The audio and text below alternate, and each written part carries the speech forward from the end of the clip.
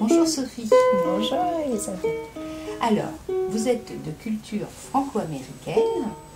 Vous avez fait l'expérience de nombreuses psychothérapies et de la psychanalyse. Et finalement, vous êtes orientée vers la psychanalyse, tant pour vous-même que dans votre pratique. Alors, c'est tout un cheminement que vous allez essayer de nous déplier. Oh, c'est un long cheminement. C'est un très très long cheminement qui, au départ, consistait à fuir la psychanalyse. Tout sauf la psychanalyse. Et même tout sauf la psychologie. Parce que je suis de culture franco-américaine, un parent américain, un parent français, une famille plutôt intellectuelle, et un de mes parents adorait raconter les cours qu'il prenait à l'université adulte, notamment de linguistique et de citer Lacan tout le temps. On était pré-ado et c'était insupportable en fait, tout cet intellectualisme. Et donc j'ai fait un rejet absolu de la psychologie et la psychanalyse française. Et puis la vie, elle réserve des surprises. Et parfois, elle réserve des mauvaises surprises. Et naviguant entre les deux pays, j'ai choisi sciemment de faire une psychothérapie avec une américaine, donc une psychothérapie en anglais avec une américaine, docteur en psychologie clinique. C'était pas mal du tout. Ça permettait d'apprendre à avoir confiance. Mais je sentais qu'il y avait quelque chose qui clochait quand même. Notamment quand la psychologue est repartie aux États-Unis, il m'a dit Sophie, vous n'avez plus besoin de psychothérapie, vous vous sentez bien, vous pouvez arrêter maintenant. Et ça m'a paru très étrange qu'elle me dise ça comme ça. Mais au moins, voilà, j'avais fait mon truc, j'étais contente. Et donc, à l'issue de cette psychothérapie avec la docteure en psychologie, elle m'a dit « Ah mais Sophie, vous n'avez jamais envisagé de devenir psychothérapeute? C'est ça votre voie ?» Et intérieurement, je me suis dit « Hors de question. D'abord, elle n'a pas à m'influencer, je ne veux pas être influencée par elle. Ensuite, je ne veux pas devenir un gourou. Et en troisième, mais qui suis-je pour prétendre aider les autres? Donc non. »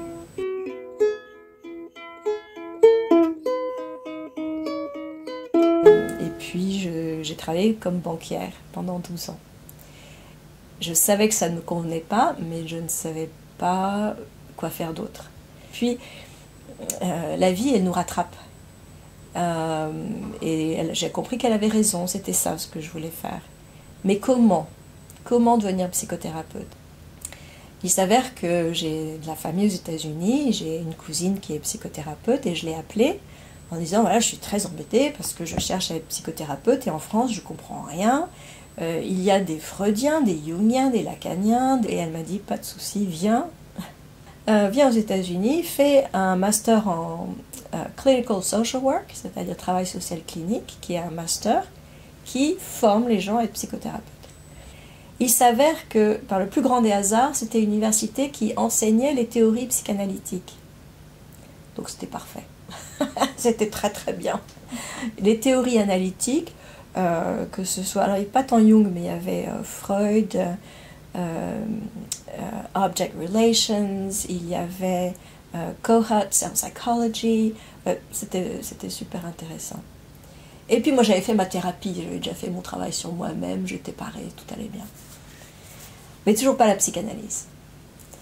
Dans les stages à temps complet, le premier c'était en oncologie, avec une supervision. On avait 2 heures de supervision par semaine, et mon superviseur était un travailleur social clinique, clinical social worker, qui n'avait jamais entendu parler des théories analytiques, alors que nous, pendant toutes nos études théoriques, on ne nous arrête pas de parler du transfert et du contre-transfert.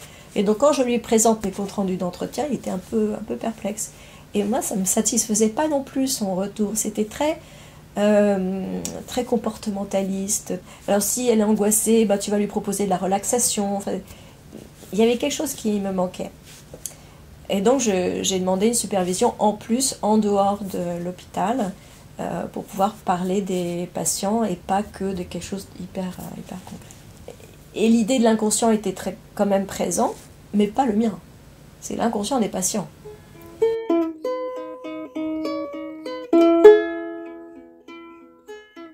Donc, dans le cours de mon expérience personnelle, de vouloir me sentir bien, j'ai essayé plusieurs formes de thérapie. Alors, la thérapie par la parole, avec une docteure en psychologie clinique. Ensuite, j'ai goûté à l'hypnose ericksonienne. Et puis, ce qu'on appelle du coaching de vie. Ça, c'est aux États-Unis, life coaching. C'était avec quelqu'un qui m'a dit « Ah non, mais moi, alors là, je travaille jamais avec le transfert et le contre-transfert, c'est pas du tout mon truc, ça ne m'intéresse absolument pas. » Et je me suis dit « Ah ben ça, c'est intéressant. Ça peut être une expérience très intéressante, pourquoi pas ?» Quand j'y pense. Un moment où c'est pas du life coaching dont j'avais besoin de parler. Il ne s'est absolument pas aperçu, d'abord du transfert idéal que j'avais sur lui. Et donc je ne pouvais pas avancer. J'ai essayé de suivre ses conseils, mais c'était pas des conseils qu'il fallait. Et n'y arrivant pas, c'est pas que lui était de mauvais conseils, c'est que moi je n'arrive pas à faire plaisir, à me conformer à l'idéal du patient idéal. Et de fait, c'était une expérience très très intéressante d'un psychothérapeute avec pignon sur rue, mais qui peut faire du dommage aux patients. Au début, je parlais de mes problèmes, de ce que je vivais, de là où je voulais aller, parce qu'il fallait avoir des objectifs. What are your goals? Quels sont vos objectifs? Donc il fallait avoir des objectifs de vie, et ensuite il allait m'aider à atteindre mes objectifs. Et plus ça allait, plus il s'est mis à parler, et à la fin il ne faisait plus que parler, et j'étais très en colère. Et une séance, j'ai dit, mais taisez-vous.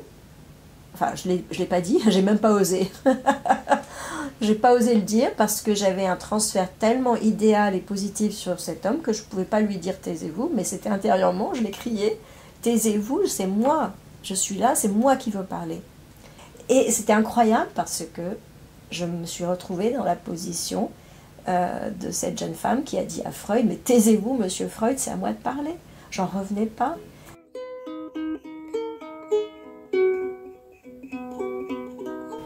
J'ai fait un choix, enfin, de m'installer et de venir en France. Donc c'est ce que j'ai fait. Mais toujours pas de psychanalyse. Ceci dit, dès mon premier patient, j'ai eu une supervision. Je voulais que ce soit une psychanalyste parce que je voulais discuter du transfert et du contre-transfert. Elle me dit, je suis psychanalyste freudo-lacanienne. Et alors là, non, non. J'ai tout fait pour éviter ça, non. Mais elle avait les bonnes questions, ok, je vais travailler avec elle. Tout en continuant ma pseudo-thérapie avec le monsieur aux États-Unis.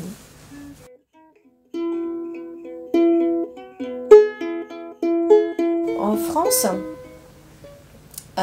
j'ai eu l'occasion de travailler avec des psychologues cliniciens qui ont fait leurs études en France et dont la plupart étaient psychanalystes.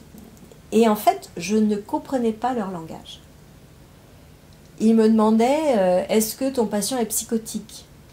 Et puis, comme mes études, même si on disait qu'on apprenait les théories psychodynamiques, comme on disait en anglais, les diagnostics, c'était avec le DSM 4TR à l'époque, DSM 4TR. Il fallait diagnostiquer.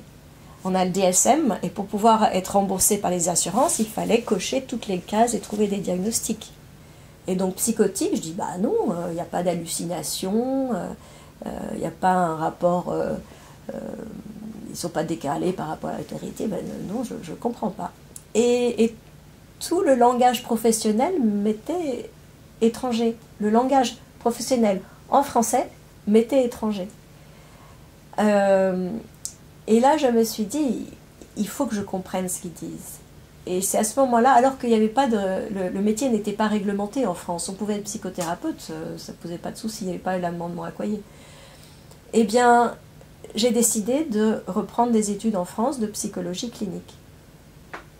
Je lisais beaucoup, hein, j'étais à la fac, donc je lisais énormément. J'avais lu Joyce McDougall, je lisais Le Ça de Grodeck, enfin, je lisais évidemment Freud, Winnicott, enfin je lisais beaucoup, absolument pas Lacan bien sûr, mais je lisais beaucoup en pensant que lire allait suffire.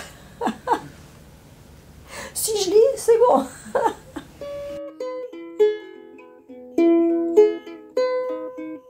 Mais, encore une fois, la vie nous réserve des surprises, et de surprise en surprise, en supervision, ma contrôleuse a dit, vous savez, il serait temps maintenant que vous fassiez une psychanalyse. M'a dit, bon, il serait temps, et j'ai fait non, et j'avais très peur, mais de quoi avez-vous peur? J'ai peur de régresser, mais parce que j'avais lu, n'est-ce pas? J'avais lu des mauvais trucs, je veux pas régresser, de quoi est-ce que j'avais peur? Je sais pas ce que je vais trouver, alors que je pensais, ça y est, j'avais réglé mes affaires avec mes thérapies précédentes. Et puis, je veux pas être sous l'influence de l'analyste. Et combien de temps ça va durer? Mais oui, c'est la peur de l'inconscient. Et donc au début j'ai détesté, puis j'étais dans la plainte, il a fait ci, il a fait ça, il a fait ci, il a fait ça, et puis à un moment donné et puis en plus j'arrête pas de me plaindre, j'en ai marre, et mon analyste dit bah oui, vous tournez autour du pot. Et ça a été l'enclencheur de l'analyse. J'essayais de parler en français, c'était pas évident. Et puis parfois, il y avait les mots en anglais qui venaient, genre, oh, il faut que je traduise. Et je traduisais, jusqu'à un jour, elle a laissé entendre que l'anglais, elle comprenait, donc je faisais des allers-retours. Mais au début, j'ai absolument pas aimé, j'ai trouvé ça très très difficile, beaucoup d'émotions. Et puis à un moment donné, c'est devenu un vrai plaisir. Et à un moment donné, mais je suis libre. Je peux dire ce que je veux. Mais c'est incroyable, au point où je vais même un transfert négatif, et j'ai pu le dire. C'était fabuleux. Parce que c'est quoi la psychanalyse? C'est la possibilité d'aller jusqu'au fond de sa pulsion agressive. C'est pour ça qu'il ne peut pas faire ce métier sans en être passé par là. Et c'est pour ça qu'on ne peut pas être psychothérapeute, psychologue clinicien, ou life coach, si on n'est pas allé jusqu'au fond de cette agressivité. Et là, elle m'a donné cette opportunité d'aller au fond de la violence qu'on a tous en nous.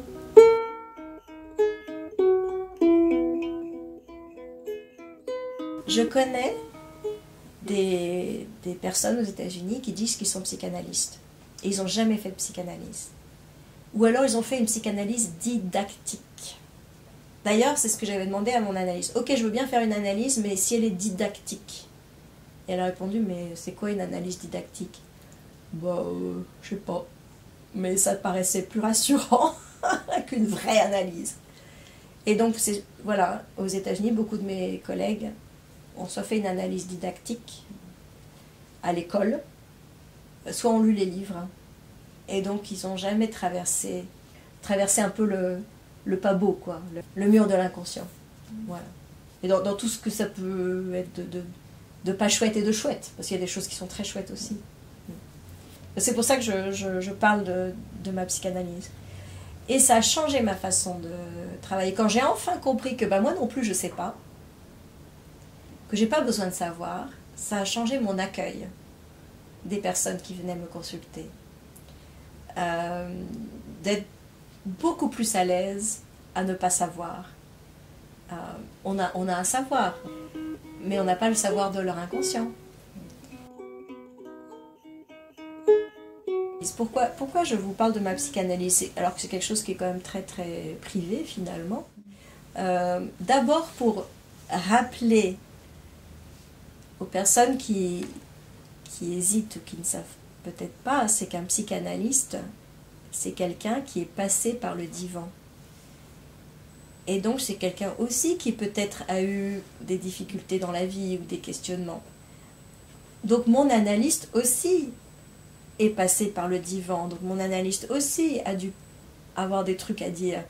Et son analyste également, etc. etc. Et c'est pas de le lire dans les livres.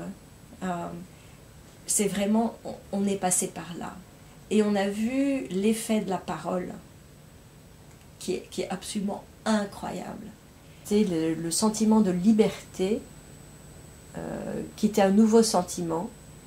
Et puis un sentiment de distance par rapport au discours. Aux discours familiaux, aux discours sociaux. Un de mes livres préférés qui est là, c'est Comment taire le sujet de Serge Le Saux. On est dans un monde où on veut absolument taire le sujet. Les gens n'ont pas le droit de parler. On ne veut pas qu'ils parlent. On veut qu'ils suivent les avis sur TikTok, on veut qu'ils suivent le coach, on veut qu'ils suivent, mais on ne veut pas qu'ils élaborent une pensée individuelle. Dans les entreprises, dans notre société, d'abord on fait tout pour que les gens ne parlent plus.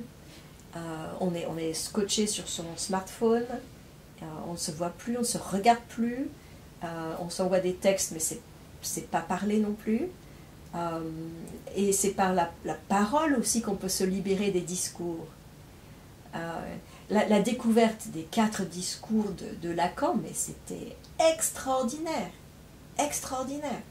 Là, et alors je l'ai découvert dans les cartels évidemment, parce que j'aurais rien compris si je l'avais lu toute seule.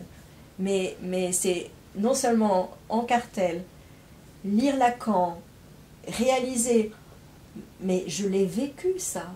C'est ma vie qui me décrit. Faire des liens, des associations avec mon analyse, avec ma pratique, avec la clinique, tout d'un coup ça devenait limpide. Et quelle libération de ne pas être pris dans les discours, surtout le discours universitaire.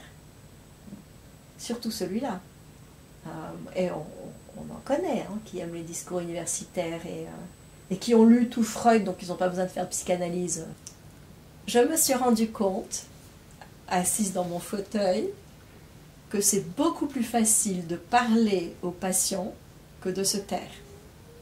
C'est tellement plus facile de trouver des petites formules, de dire ce qu'ils doivent faire, de donner des conseils. Se taire, ça ne veut pas dire s'endormir ou...